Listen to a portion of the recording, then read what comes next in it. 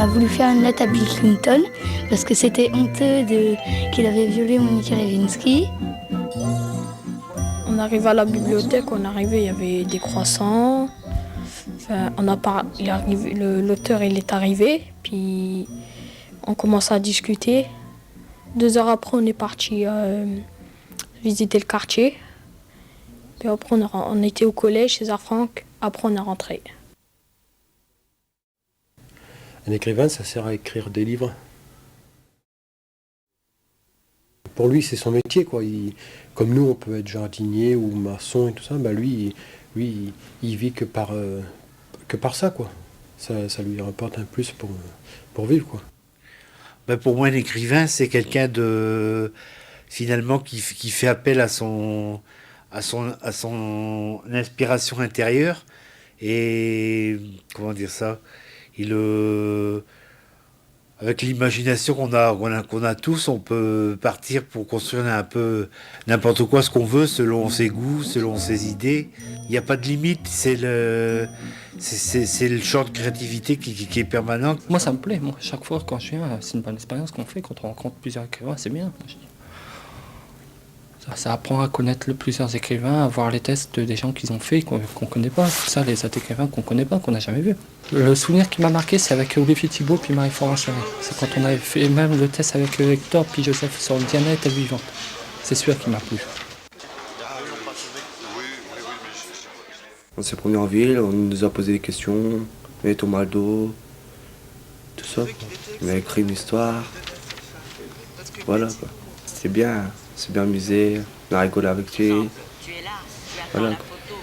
On s'est promené un peu partout, à la cathédrale, partout quoi. Puis en matinée, on est resté en cours. On discutait un peu avec lui, on a fait connaissance. Quand on est avec l'écrivain, on a plus de liberté qu'avec les profs. Ça, c'est déjà un truc de bien. Ça. On peut se confier à lui, tandis qu'au prof, c'est pas comme ça. Quoi. J'ai cru que c'était pas vrai l'écrivain. Mais après, j'ai pensé que c'était l'écrivain. C'était pour écrire son histoire. Il nous a demandé de visiter le quartier, c'était pour écrire son histoire. Bonjour monsieur. Ya no volveremos a vernos.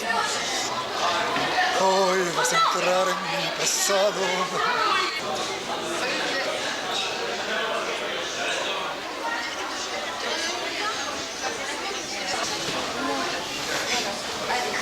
Il n'y a pas tout ce qu'on a dit hier.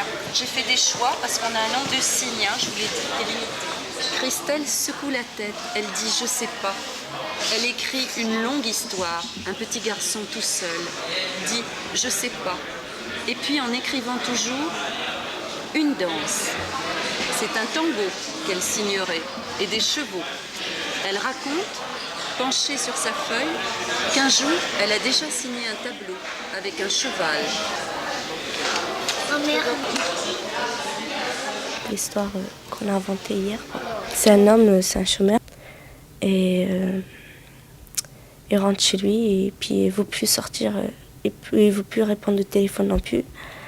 Alors il est parti chercher un survêtement pareil que son canapé, le tissu quoi. Puis voilà, il reste assis, puis il zappe, il regarde la télé. C'est tout ce qu'il fait. Le plus important, c'est pour la rencontre. Voilà.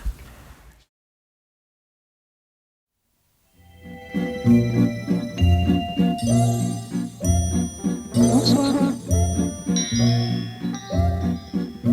Bonsoir.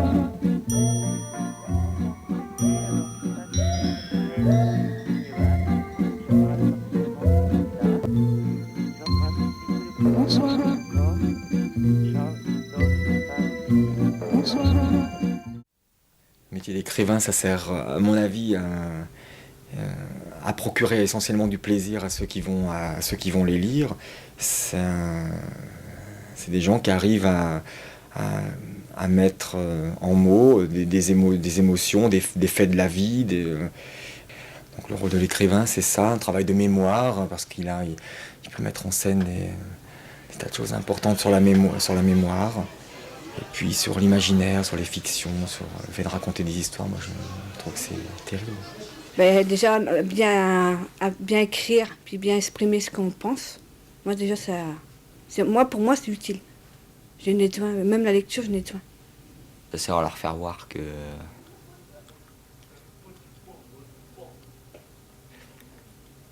finalement la lecture c'est pas si mal que ça, quoi.